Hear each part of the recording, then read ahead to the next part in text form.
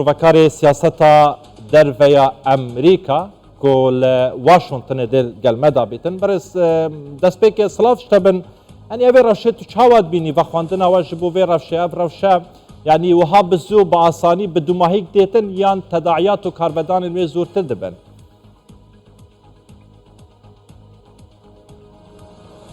Well, I think that's going to be the question that President Biden. من في موابد وسيلة سرويك سر بايدن لقر راوشكار وأنجمني السعيش الاجتماعي أمريكا قصدك إما دزانين ك سردانەکەی کۆتایی پێێنا پشۆکانی کۆتایی هەفتەی لە دێلاوەر کۆتایی پێێنا و بەپەلە گەڕایەوە بۆ واشنطن و لە ڕاوێژێکی بەردەوامە لەگەڵ جێک سولیڤان ڕاوێژکاری ئاسایشی نیشتیمانی و هەروەها لەگەڵ لۆید ئۆستن لەگەڵ ئەنتۆنی بلینکن وەزیری دەرەوە ئێمە دەزانین کە ئەمە دۆخێکی زۆر هەستیارە ئەوەی کە ئێمە دەزانین لەبارەی ئۆپراسیۆنەکەەوە ئەوەیە کە دەستی پێکردووە و دۆخێکی نائارامە نائاساییە و ئەو کاتێک کە یەکی مانگ ئیسرائیل هێرشی کردە سەر قونسوڵخانەی ئێران لە دیمەشق ئێمە دەمانزانی و هەستمان دەکرد کە ئێران وەڵام دەداتەوە بەڵام پێمان وا بوو کە لە سوئیس و لە کەناڵی سوئیس و لە کەنداوی عەرەبی چەند کەشتێک دەکاتە ئامانج بەڵام بەم شێوەیە نا ئەوەی کە ئێستا دەیبینین دۆخێکی تەواو نائاسایە تەواو ئاڵۆزە و ئێران و ئەوەی کە با بڵین کوشکی سپی لە تارانی دەوێت ئەوەیە کە ئەمە سنووردار بێ هێرشێکی با بڵین تۆڵە سندنەوەیەک بێ لە تۆڵی هێرشەکەی ئیسرائیل و بە شێوەیەکی سنووردار بێ و بە شێوەیەک بێ کە بە تەواوی ناوچەکە نەگرێتەوە و ئەوەی کە باز دەکرێت نەبێتە ئەوەی کە هێرشێکی گەورە و سەرتاسەری بێت لە ناوچەکە. باشە تەگوت و ڕەوش ئالۆزە لێ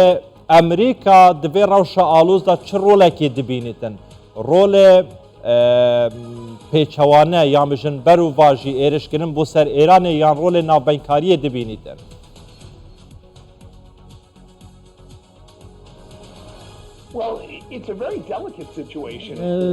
دۆخێکی تەواو نائاسایە وەک باسمان کرد زۆر هەستیارە دەزانین کە ئەمریکا و هێزی ئاسمانی ئەمریکا خۆتان دەزانن کە چەند درۆنێکی ئێرانی و هەروە چەند موشکێکی ئێرانی کە بە ئاڕاستەی ئیسرائیل چوون خستونیێتە خوارەوە بۆیە ئەو هێزە سەربازیەی ئەمریکا کە لە ناوچەکەدا هەیە بە دڵنیاییەوە هاوکاری ئیسرائیل دەکەن و موشک و درۆنەکانی ئێران پێشەوەی بگەنە ئاسمانی ئیسرائیل دەیان خەنە خوارەوە ئەوەی کە نازانین ئەوەیە تا چەندە دەچێت ئەم دۆخە تا چەندە درێژە دەکێشێت بۆیە من پێم وایە ئەم شەڕە کە دەستی پێکردووە لەوانەیە ئەمریکا نەیەوێ بە تەواوی بەشدار بێ بەڵام بە دڵنیاییەوە دەیەوێت کە ئیسرائیل و هاوپەیمانەکانیشی لە ناوچەکە بپارێزێت چونکە ئیسرائیل هیچ کات گوێی بۆ ئیدارەی بایدن نەگرت و دۆخەکەی هێور نەکردەوە و دۆخی غەزەی کۆتایی پێ نەهێنا و ئەوەی کە لە کەناری ڕۆژاوا هەبوو کۆتایی پێ نەهێنا و ئێستا جارێکی دیکە هێرشی کردە سەر ئێران لە دیمەشق بۆیە دۆخێکی تەواو ئاڵۆزە زۆر مەترسیدارە کە واشنتنی تێککەوتووە. زۆر باشە کەواتە چاوەڕێی شەڕێکی دوور و درێژ لە ڕۆژهەڵاتە ناوەڕاستدا بکەن یان تنە بەرسەردانە ئیرانەیە ji بۆ ئەv ێرشا ku لە یەکێ مەهێ هاتیەکردن سەر قونسڵخانەیە وان.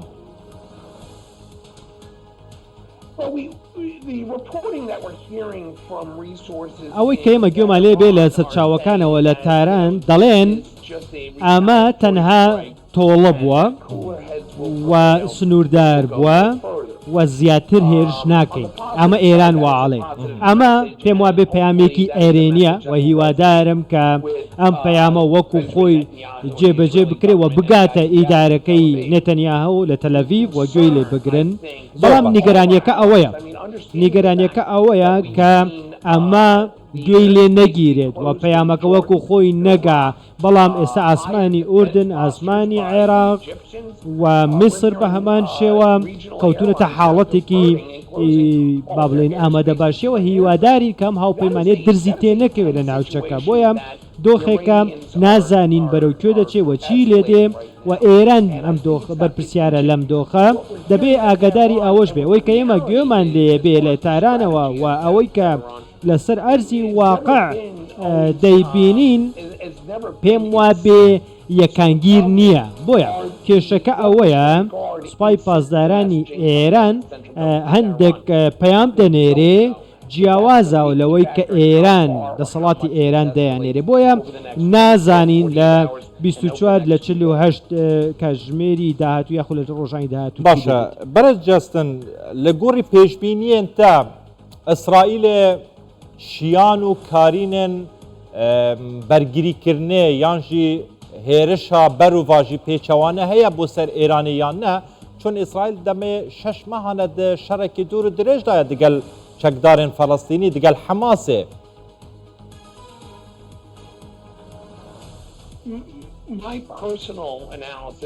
تێڕوانینی کەسی خۆم ئەوەیە کە هێزەکانی ئیسرائیل زۆر تند و تۆڵن و 6 مانگە شەڕ دەکەن و ئەوەی کە لە غەزە ڕۆدا ئێستا دەبێت جارێکی دیکە هەڵسەنگاندن بۆ دۆخی ناوچەکەیان بکەنەوە و ئەمە گوشارێکی زۆرە بۆ سەر ئیسرائیل و بۆ سەر سوپای ئیسرائیل بەڵام ئەوەی کە ئێمە دەیزانین ئەو چەک و چۆڵێکە یانە ئەو سیستمی بەرگری ئاسمانی کە ئیسرائیل هەیەی ئەوەی کە ئەمریکا پێی داون و هەروەها ئەو هاوکاریە سەربازیە ئاسمانیەی وەک بینیمە لە چەند کاتژمێری ڕابردوو ئەمریکا هاوکاریەکی زۆر باشی ئیسرائیل دەکا و ئیسرائیل توانای ئەوەی هەیە کە بەرگری لە خۆی بکە و ڕێگە نەدا کە ئەم ئاڵۆزیانە لە نێوان تاران و تەلئەڤیڤ بگەنە ئاستێک کە لە کۆنتڕۆڵ دەربچن و نەگاتە ئەوەی کە با بڵێن واز لە حەماس بێنێ و ڕوبەڕووی ئێران بێتەوە زۆر باشە بەرز جەستن بەڵام لەگەڵ ئەوەشدا دۆخێکی زۆر زۆر ئاڵۆز زۆر باشە لە دەما دەستپێکردنا شەڕێ ئیسرائیلێ و چەکدارên فەڵەستینی ئەمریکا هەمیشە هەوڵ ددا یان داخوانی ددان دگوتن ئەم ڕێنادەین بەرەیەن شەڕ ژوی شەڕەی دروست ببیتن ji bo vê çendê rojhelata naberast karîna li xwegirtina şerekê dûm dirêj niye boçî Emerîka rêda ku rewş bi vî awayî bigehîte vî astey beryêketina İsraîl û İranî rastewrast durust bîtin.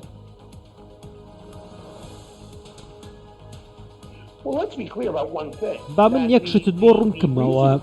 ئەو گرژەی کە ئێستا هەیەوە ڕوئەدا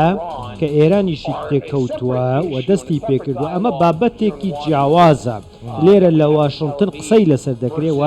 لەگەڵ تەلەڤیڤیش قسەی لەسەر دەکرێت لەگەڵ هاوبەشەکانی ئەمریکا لە ناوچەکە قسەی لەسەر دەکرێت ئەو دۆخەی کە لە ئێران هەیە ئەکرێ تۆ بڵێ کە ئێران دەستی پێکرد دۆخەکەی ئاڵۆز کردو دەبینن کە ئێران هێرشی ئەنجام داوە و میلیشەکانی سەر بە ئێران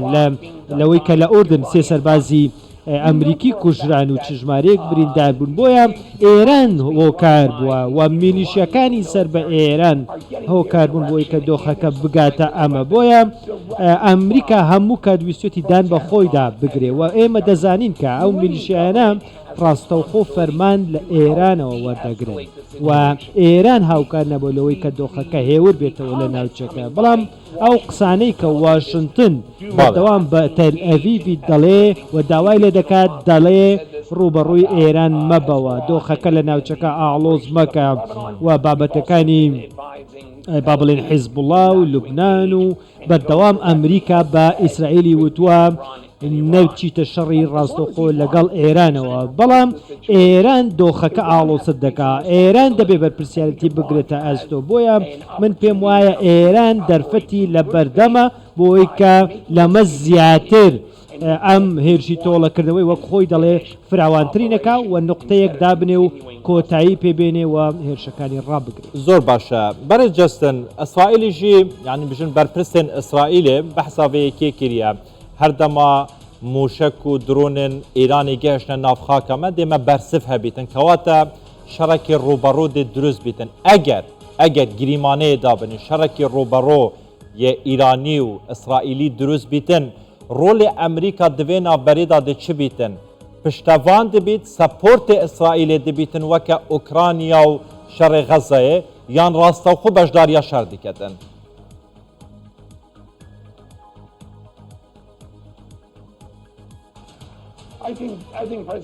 من پێم وایە سەرۆک بایدن لە دۆخێکی زۆر سەختدایە و ناتوانێت هێزی سەربازی ئەمریکا بنێرێتە ناوچەکە بۆ پشتیوانی ئیسرائیل لە دژی ئێران و ئیسرائیل ویستویەتی و داواشی کردووە کە سەربازی ئەمریکی بەشدار بێ لە شار لە غەزە لە 7 ئۆکتۆبەرەوە داوای کردو بەڵام ئەمریکا بە تەواوی و بە ڕەشکاوی وتوێتی کە ئەمە شەڕێک نییە ئەمریکا بە شێوەیەکی ڕاستەوخۆ بەشداری تێدا بکات لە غەزە و پشتیوانی لە ئیسرائیل بکە ئیسرائیل مافی خۆیەتی کە بەرگری لە خۆی بکە و بەرگری لە سەروەری خۆی بکە و ئاسایشی وڵاتەکەی بپارێزێ ئاسایشی خەڵکەکەی بپارێزێ و ئەمریکا بەردەوام ئەمەی وتووە و هاوکاری ئیسرائیلیشی کردووە لە ڕێگەی دابینکردنی بەبرین چەک و چۆڵی سەربازیەوە سیستەمی بەرگریەوە و زۆر گوشاریش هەیە لەسەر ئیدارەی بایدن و بابلین لە واشنگتن بۆی کە قایلی بکەن بەوەی کە حکوومەتی ئیسرائیل قایل بکە بەوەی کە چیتر ئەم هەرشانەی سەر غەزە بەردەوام نەبن و ئاگربەس ڕابگەێنێ بۆ کۆتایی بە هێرشەکانی بێنێ یاخود بە شێکی تاکتیکی هێرشەکانی ئەنجام بدا بەڵام ئەمە ڕاوێژێکە و گوشارێکە کە مریامی نەتەنیاهو گوێی لێ ناگرێ و گوێی لێ نەگرتەوە و بەردەوام بووە لە هێرشەکانی بۆیە هەر ڕوبەڕووبوونێک لە نێوان تاران و تەلەڤیڤ من پێم وان نییە کە وا بکات ئەمریکا وا بکات کە سەربازی خۆی بنێرێتە ناوچەکە بۆیە من هیوادارم لێرە ئەمریکا ئەم هەوڵەکانی لە ڕێگەی دیبلۆماسیەوە بۆ هێورکردنەوەی دۆخەکە سەرکەوتوو بن و نەگاتە ڕوبەڕووبوونەوەی سەربازی زۆر باشە بەرێت جەستن ینی ئەف تەبلی هەڤیە ئەف ئالۆزیە و لە ڕۆژهەڵاتە ناوەڕاست دروست بووە و تێ چاوەڕێکردن کاربەدانن وێ gelek zortir bin disibê rojê da. Ev yek di berşewenda Amerîka de di demekê de Amerîka li hember helbijartineka çarenivîsaz ya li meha 11 taybet demokratan.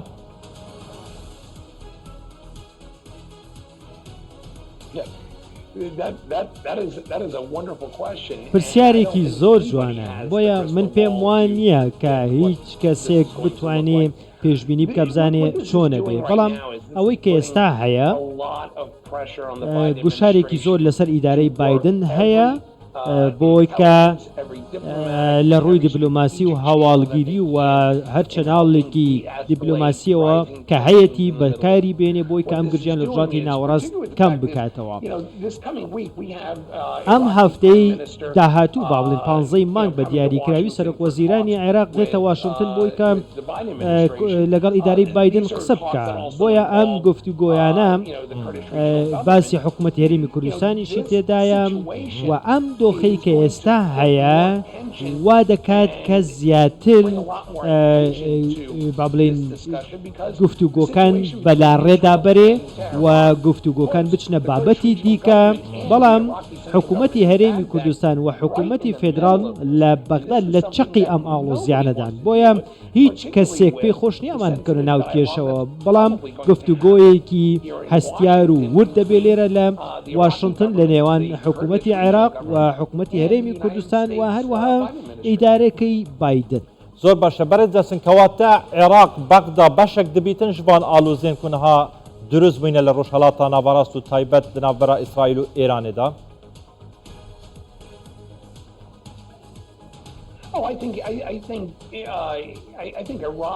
من پێم وایە عێراق و حکوومەتی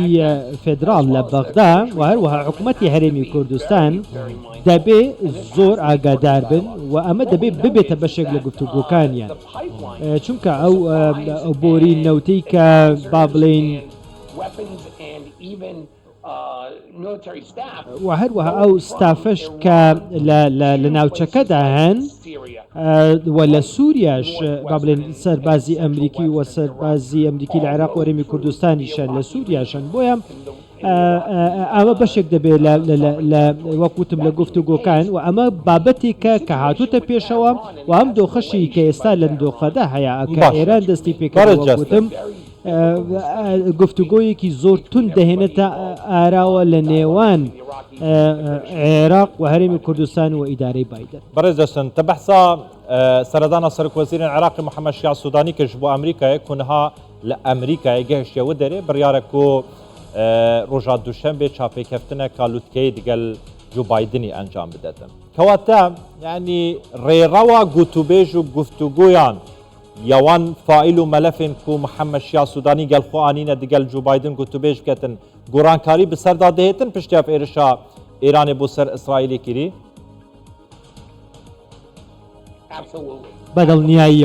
بەدڵنیاییەوە ئەمە دەبێ یەکێک لە بابەتەکان و نیگەرانیەکانی جۆ بایدن بلنکن و بەڕێ سوودانی دەبێ بەبێ ئەمای کە بکرێتە بابەتێکی سەرەکی گفتوگۆکان نابێ و گفتوگۆ ناکرێت چونکە ئەوەی سەرنجڕاکێشە لەم گفتوگۆیانە لە نێوان سوودانی و هەروە بایدن و بەرپرسانی باڵا و بەشداری نوێنەری حکوومەتی هەرێمی کوردستان زۆر ڕوون و ڕاشکاو دەبێ و ئیدارەی بایدن باسی ئەم دۆخە دەکا بەهۆی کە بەهۆی ئێرانەوە دروست بووە بەهۆی تارانەوە دروست بووە لە ناوچەکە و ئەمە دۆخێکە کە زۆر ئاڵۆزە ئەوەی کە ئەم شەو ئەیبینین هەمومان ئەمە ئاراستەی گفتوگۆکان دەگۆڕێ و بە دڵنیاییەوە گوشاری زیاتر دەخاتە سەر حکوومەتی فێدراڵی لە ناوەند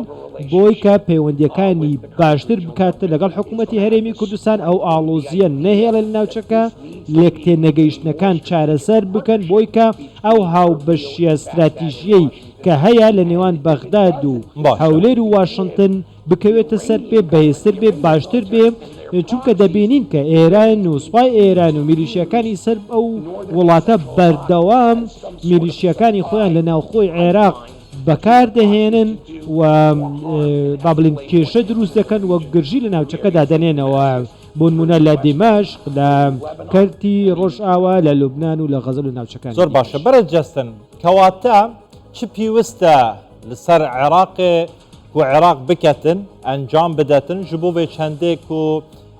pirîşkên vî şerê yan bejdar nebîtin divan aloziyan da ku niha dirûst bûne li rojhelata navaraz da.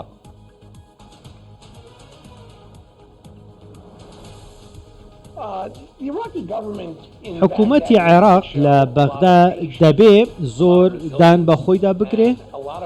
زۆر خۆڕاگر بێ و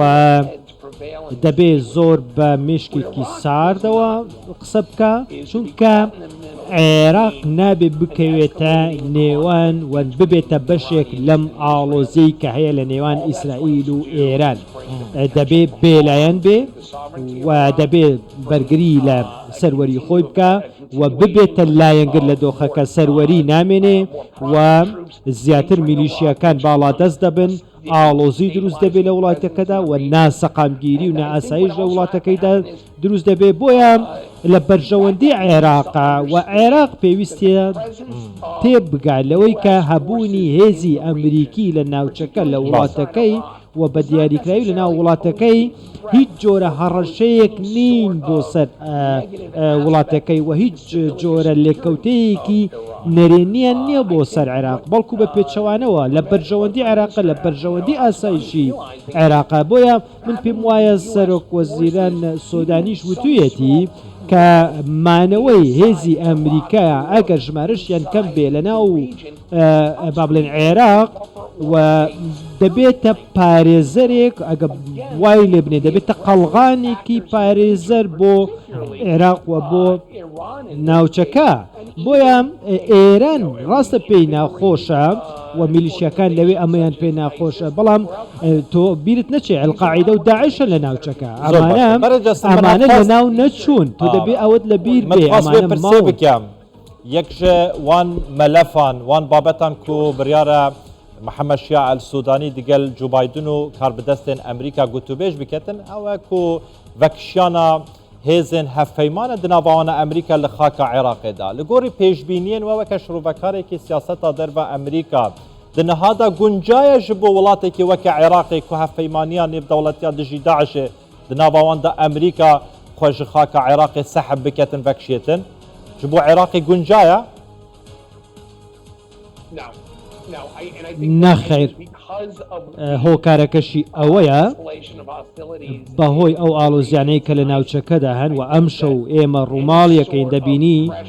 و هەر جۆرە گوشارێک بۆ سەر ئەمریکا کە هاوپەیمانان ناوچەکە بەجێ بهێڵن بە دڵنیاییەوە لێکەوتەی زۆر خراپی دەبێ بۆیە من پێم وایە عێراقیش ئاگاداری ئەوەیە ئەو ڕاستیە باش دەزانێ دەبێ ڕۆڵێکی استراتیژی و هەنگاوی استراتیژی بنێ لە ناوچەکەدا لەگەڵ هاوپەیمانەکانی کە ئاساییشی لێ بکەوێتەوە بۆ عێراق ئارامی لێ بکەوێتەوە بۆ عێراق بۆیە من پێم وانییە عێراق بتوانێ پشت لە ئەمریکا و هاوپەیمانەکان بکات و ڕوو بکاتە میلی زۆر باشە بەرەجەستن داوی پرس بلا ئەvە بیتن ینی گەلک وڵاتین ڕۆژهەڵاتان ئاوەڕات و وڵاتین جیهانیژی ینی چابێوان لە ئەمریکایە ji بۆ vê çendê ku ئەمریکا rolê navbeynkar rolê yeklaker dê kêşeyan da dibînin lê beşek ji şirovekarên siyasî evên şiroveya siyaseta Emerîka û derve Emerîka dikin dibêjin ku Emerîka di van salên dawiyê da yeklaker niye di kêşeyan da bo nimûne şerê Rusya û Ukrayna dest pê kiriye ev zêdetir ji 2 salan e heta niha ev şere û krîzeke yekalî nekiriye şeş mehe şerê Rusya ya bijin İsraîl û çekdarên Falastînê yên Hemasê dest pê kiriye heya niha yekalî nebûye ev e xerîke şerekê din durust dibîtin boçî Emerîka weke welatekî zilhêz di cîhanê da rolê yeklaker di kêşe û qeyrana da nabînîtin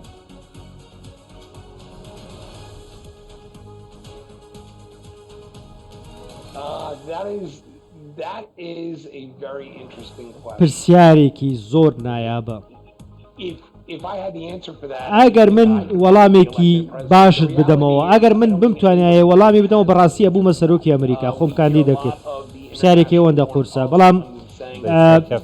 ئەوەی کە هەیە و ئەوەی کە ڕوئەدا لە غەزا و ئەمریکا کاریگەری خۆی لەدەستدا و ئەمە تینکتانکەکانی ئەمریکاوە ئاڵێن و پێیان وایە پەیوەندیەکانی ئەمریکا و ئیسرائیلی لاواز کردووە و ئەوەی کە ئێستا لە ئۆکرانیا ڕوئەدا وای کردووە کە ئەمریکا پەیوەندیەکانی و کاریگەری و هەژمونی خۆی بەرامبەر بە ئۆکرانیا کەم ببێتەوە و هەژمونی رووسیا زیاتر بێ ڕاستە ئەم پرسیارە زۆر زۆر تەواوە چونکە ئەو ڕۆڵەی کە ئەمریکا ئەیگەڕێ زیاتر لەلایەنی دیپلۆماسیە وەک خۆت باسی کرد کە ئەمریکا سوپەر پاوەرە ڕاستە بەڵام سوپەر پاوەریەکەی ئەیەوێ زیاتر لە ڕووی دیپلۆماسیەوە بێ کەمپەینی دیپلۆماسی بێ دانووسان بێ بۆ دۆزینەوەی چارەسەرێکی باش بۆ قەیرانی غەزا قەیرانی ئۆکرانیا وە قەیرانەکانی دیکە و ئەوەی کە لە ئۆکرانیا هەیە چەند جار داوا کراوە کە هێزی ئەمریکی و هێزی ناتۆ سەربازی ناتۆ پێی بخاتە سەرخاکی ئۆکرانیا و بەشدار بێ لەم شەرە بەڵام نەیان کردووە زۆر باش ڕاستە ئەمریکا ئەمە کاریگەری هەبووە لەسەر ناوبانگ و هەژمونی ئەمریکا بەڵام ئەمریکا هەموو کات دانی بەخۆی داگرتووە و هەموو کات دیوی دووەمی هاوکاریەکانی هەڵبژاردۆ کاویش دیپلۆماسیە نەک سەربازیەکەی و رووسیا دووەم وڵاتی زلهێزی سەربازیە لە جیهان تۆ نابێ ئەوەت لەبیر بێ بۆیە ئێستا ئۆکرانیا 2 ساڵە رووسیای ڕاگرتووە بۆ چۆن ڕایگرتووە ئەگەر هاوکاری ئەمریکا نەبێ ئەگەر چەکی ئەمریکی نەبێ ئەگەر ڕاوێژی ئەمریکی نەبێ بۆیە من پێم وایە سیاسەتەکەی زیاتر دیپلۆماسی زۆر باشە بەڕێز جەستن ڕۆسێل شوروەکاری سیاسەتا دەربە ئەمریکا لە واشنگتن گەلمە بووی گەلێکی سوپاس بەڵێ تەماشەوان و